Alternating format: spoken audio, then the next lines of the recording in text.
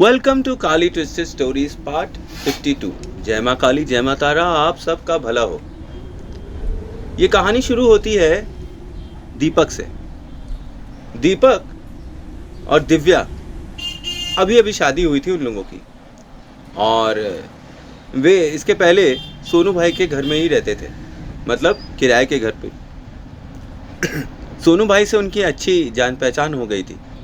सोनू भाई जो माता काली के परम भक्त थे, उनका अपना बिजनेस था और भी काफ़ी था, और रेंटल बिजनेस में भी उनके पास एक दो बिल्डिंग्स थी जहाँ पे वो कमरे रेंट पर दिया करते थे, फ्लैट्स रेंट पे दिया करते थे। तो दीपक और दिव्या इन लोगों की अभी जस्ट ही शादी हुई थी, कुछ ही महीने पहले हुई थी। और कहते नहीं है कि आदमी का सितारा और लड़की का पैर किसको कब कहाँ ले जाए ये बताया ही नहीं जा सकता है। तो दिव्या से शादी होने के बाद दीपक की तो जैसे लॉटरी ही निकल गई, और दिन दूनी रात चौगनी उसकी तरक्की होने लगी। अब शादी को 3 महीने हो गए थे उनकी, और इन 3 महीनों में दीपक एक सिंपल क्लर्क से अब रीजनल मैनेजर बन गया था।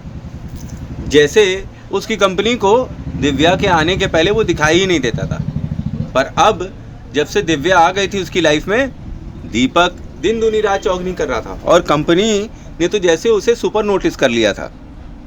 रीजनल मैनेजर कोई यूं ही नहीं बन जाता, और ये कोई इत्तेफाक तो नहीं था कि 3 महीने में ये सब हो गया। अब जब सैलरी बढ़ गई थी तो बैंक लोन्स भी मिलने लगे। बैंक वाले खुद ही अप्रोच किए दीपक को कि सर आप एक घर खरीद लीजिए, अभी आपकी नई नई शादी हुई है, this will be a better foundation for your married life. Deepak राज़ी भी हो गया, अब क्यों ना हो, उसको अच्छी तनख्वाह मिल रही थी, EMI देने के बाद मियाँ बीवी अच्छे से रह सकते थे। इसी प्रकरण में वो लोग आजकल रोज़ नए नए घर देखते थे कि जिसमें वो आराम से रख सकें। कुछ उनके बजट के बाहर हो रहे थे और कुछ एकदम ही फटे हाल थे। समय बीत रहा था। इस बीच में दीपक ने एक एजेंट के साथ मीटिंग करी और बोला कि भाई मुझे जो है ऐसा घर चाहिए जिसके आसपास सोसाइटी तो हो, और कोई बहुत बड़ा ना हो लेकिन कोई बहुत छोटा भी ना हो, पर आसपास लोग अच्छे खासे रहते हों। मुझे कोई आउटस्कर्ट्स पे कोई ज़मीन नहीं चाहिए, या आउटस्कर्ट्स पे कोई मकान नहीं चाहिए, क्योंकि मैं जब ऑफिस चला जाऊंगा तो मेरी वाइफ अकेली रहेगी घर में। तो सेफ्टी के लिए मुझे कुछ ऐसी चीज़ दिखाओ जो कि बहुत बियाबान जंगल में ना हो। तो एजेंट ने कहा कि हाँ, मेरी नज़र में एक ऐसा घर है जहाँ पर आपको ये सारी सुविधा मिल जाएगी। कहा सच में? कहा हाँ, कल आप आइए, प्रयागराज के ये जो मीरापुर है यहीं पे वो घर है, आपको अच्छा लगेगा। तो दीपक दूसरे दिन दिव्या के साथ वो घर देखने के लिए एजेंट के साथ गया। एजेंट ने उन्हें वो घर दिखाया जो कि बाहर से बंद था। बोला इस घर का मालिक इस घर को छोड़कर चला गया है, वो बाहर बॉम्बे में रहता है। अगर आपको ये घर लेना हो तो वो इसे बेचने के लिए राज़ी है, क्योंकि वो इसे यहाँ से बेचकर बॉम्बे में ले लेगा। अब वैसे तो प्रॉपर्टी का रेट आसपास इस घर की कीमत के हिसाब से 60 लाख रुपए है, पर आपको ये मैं सस्ते में दिला दूंगा, मात्र आपके लिए 40 लाख रुपए में, और बैंक भी इस पे फाइनेंस कर देगी। बैंक इस पे 80% फाइनेंस कर रही है, तो 8 लाख रुपए में आपको ये घर आराम से मिल जाएगा।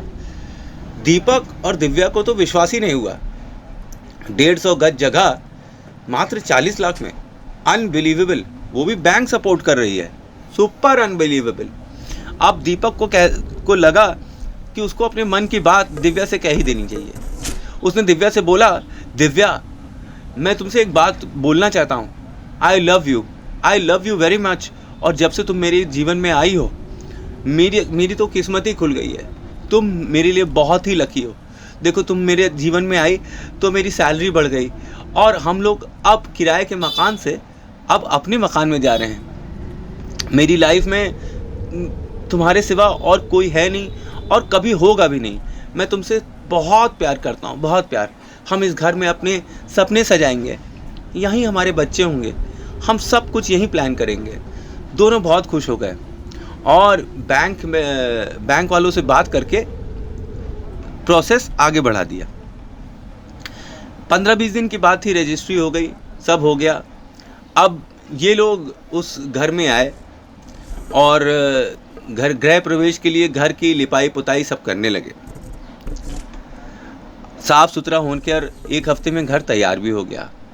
गृह प्रवेश के दिन दीपक और दिव्या उस घर में आकर रहने लगे। अब जैसे जैसे दिन बीत रहा था, उन्हें अपने आस पड़ोसियों को नोटिस करना स्टार्ट कर दिया।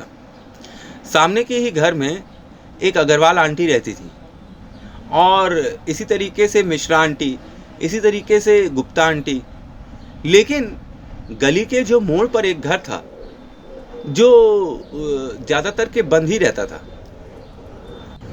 लोगों ने बताया कि उस घर में एक ठाकुर अंकल और एक ठाकुर आंटी रहती हैं और वे ज़्यादातर अपने घर में ही सीमित रहते हैं और किसी से बातचीत वगैरह नहीं करते हैं। मतलब मोहल्ले के अंदर मेल मिलाप उनका नहीं रहता था। इधर दिव्या जो है वो प्रेग्नेंट हो गई और उसके गर्भ में दीपक का बच्चा आ गया। यह जानकर दोनों बहुत ही खुश हुए। दोनों ने कहा कि क्यों ना इस शुभ अवसर पर हम अपने घर पर सत्यनारायण की कथा रखते हैं। और सत्यनारायण की कथा उन्होंने अपने यहाँ रखी और पूरे मोहल्ले को बुलाया। मोहल्ले के लोग एक एक कर आए और उन्होंने बधाई दी दीपक को और दिव्या को, उनके होने वाले सुनहरे भविष्य के लिए और उनके होने वाले सुंदर बच्चे के लिए। पर ये ठाकुर अंकल और ठाकुर आंटी तो अभी तक आए ही नहीं थे। लोगों ने बोला वो नहीं आएंगे, वो इतने मिलनसार नहीं हैं। हम लोगों ने पहले भी कई बार ट्राई किया हुआ है कि उनको अपने यहाँ फंक्शंस में बुला सकें, पर वो हैं कि आते ही नहीं हैं, वो अपनी ही दुनिया में मस्त रहते हैं। तो ये कोई ज़रूरी नहीं कि वो आ जाएं। पर दिव्या ने बोला कि नहीं, मैंने इनविटेशन कार्ड उनके घर के दरवाजे के नीचे से डाल दिया था और मेरे ख्याल से तो उन्हें आना ही चाहिए। तभी जब सत्यनारायण की कथा ख़त्म हो गई और सब अपने अपने घर को जाने लगे, तो वो ठाकुर अंकल और ठाकुर आंटी भी पता नहीं कहाँ से उनके घर पर भी पहुँच गए और उन्हें ढेर सारी बधाइयाँ दी और शुभकामनाएं। तो जब ये दोनों कपल्स उनके घर में आए तो उन्होंने घर को चारों ओर से देखा, बड़े गौर से देखा कि बाहर एक नई चमचमाती गाड़ी भी खड़ी हुई थी जो दीपक ने लिया हुआ था और दिव्या जो कि चहक रही थी और खुशी से दमदमा रही थी। ये खुशी उन्होंने देख लिया और उन्होंने बोला कि आप लोग बहुत अच्छे लगते हैं, आपका घर भी बहुत अच्छा, आपकी गाड़ी भी बहुत अच्छी है, खूब खुश हैं आप। तो कहा, दीपक ने कहा हाँ खुश तो हम हैं ही हैं, और खुशी ये दुगनी मेरी बीवी ने कर दी कि अब हमें बच्चा भी होने वाला है। मेरी वाइफ मेरे लिए बहुत लकी है। तो उन्होंने कहा हाँ। तो दीपक ने कहा अच्छा हुआ अंकल आप आ गए, ये लीजिए सत्यनारायण कथा का प्रसाद, ये ग्रहण कर लीजिए। तो कहा कि नहीं भाई, मैं प्रसाद उसाद नहीं लेता, मैं तो आस्तिक हूँ, मैं भगवान में ज़्यादा विश्वास नहीं रखता हूँ और ना मेरी बीवी रखती है, इसलिए हम लोग कहीं जाते हैं तो प्रसाद उसाद नहीं लेते हैं। अरे ऐसे कैसे, मुंह तो मीठा करना ही पड़ेगा, मिठाई समझ के ले लीजिए। कहकर दीपक ने लड्डू का डिब्बा उनकी तरफ बढ़ाया ही था कि पता नहीं कहाँ से एक काली बिल्ली आई और जंप मारकर उसने लड्डू वहीं पे गिरा दिए। ये देखकर दोनों कपल्स मंद मुस्कुराने लगे और उनकी ये मुस्कुराहट उनके चेहरे पर दिखाई पड़ने लगी। दीपक बोला अरे, ठाकुर अंकल ने कहा चलो कोई बात नहीं, हम फिर कभी मिठाई ले लेंगे, अभी तो हम पड़ोसी हैं और सामने ही रहते हैं। उस दिन तो बात आई गई हो गई। ठाकुर अंकल और आंटी दीपक और दिव्या के घर से चले गए और जब वो सब चले गए और सारे मेहमान चले गए तो सारे मेहमानों ने कोई ना कोई गिफ्ट छोड़कर गए हुए थे घर पर, और किसने क्या दिया था ये कुछ पता ही नहीं चल रहा था। सब एक एक कर गिफ्ट्स खोल लेते। किसी ने मिक्सी दे रखी थी, किसी ने एक डिनर सेट दिया हुआ था, ऐसे कर कर लोग जो रोज़मर्रा की गृहस्थी की चीज़ें होती हैं वो इन नए कपल्स को दे रहे थे। कुछ नहीं तो पैसा ही दे दिया हुआ था। तभी उनकी नज़र एक काले रंग के डिब्बे पे पड़ी जो काले रंग के कागज़ से लपेटा गया था। ये बड़ी अजीब बात थी कि किसी के घर शुभ कार्य पे जाएं और उनको गिफ्ट दें, वो भी काले रंग के कपड़े में या काले रंग के कागज़ में लपेट कर। काला वस्तुतः नेगेटिव शक्तियों को दिखाता है और सफ़ेद पॉजिटिव शक्तियों को। इस चीज़ से अनभिज्ञ दीपू और दिव्या ने झट से वो डिब्बा लिया और कहा, तुम्हें पता है ये किसने दिया है? कहा, मुझे तो नहीं पता किसने दिया है, और ये पता करने का ढंग भी नहीं है हम लोगों के पास कि किसने दिया है। चलो इसे खोलते हैं। ये कहकर दीपू और दीपक और दिव्या ने वो डब्बा खोला। डब्बा खोलते ही मान उनके सामने क्या दिखाई पड़ता है?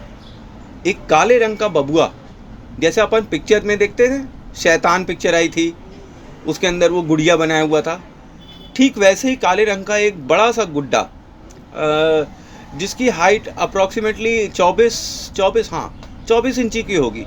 वो 2 फुट का गुड्डा था उसके अंदर, काले रंग का, और वो उनके सामने था। दीपक ने देखा और कहा कि ये पता नहीं किस बेवकूफ़ की शैतानी है, कौन चूतिया ये सब चीज़ें हम लोगों के यहाँ देकर गया है, हमारी तो किसी से दुश्मनी भी नहीं है।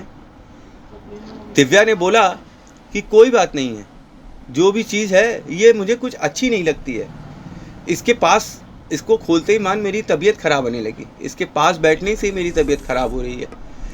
दीपक, तुम इसे बाहर निकाल दो।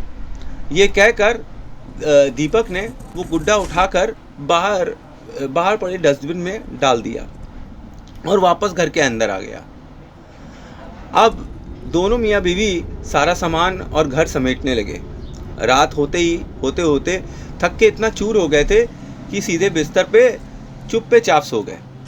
अब रात के 12 बज रहे थे कि तभी घर से आवाज़ आने लगी, ringa ringa roses, pocket full of posies, husha husha, all fall down.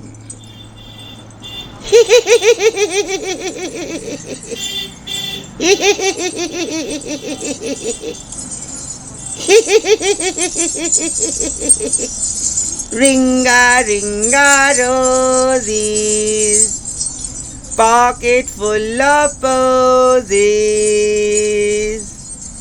husha husha, all fall down।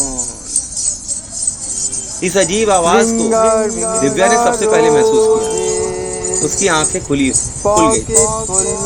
और ये देखने के लिए कि कहीं कोई घर में घुस तो नहीं आया है, वो दरवाजे की साइड बढ़ी। अभी वो दरवाजे की साइड बढ़ी ही थी कि उसने महसूस किया कि एक छोटा बच्चा 3-4 साल का उसके पैरों के पास से दौड़ते हुए निकला और दूसरे रूम में हंसते हुए जाकर छुप गया। आई स्पाइस, मुझे ढूंढो। Thanks for watching. जय मां काली, जय मां तारा। आप सबका भला हो। इसका नेक्स्ट पार्ट मैं कल अपलोड करूंगा।